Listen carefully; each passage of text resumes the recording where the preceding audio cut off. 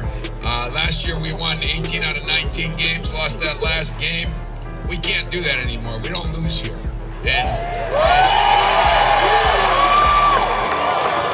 And one of the reasons we don't lose here is because we got the greatest student group.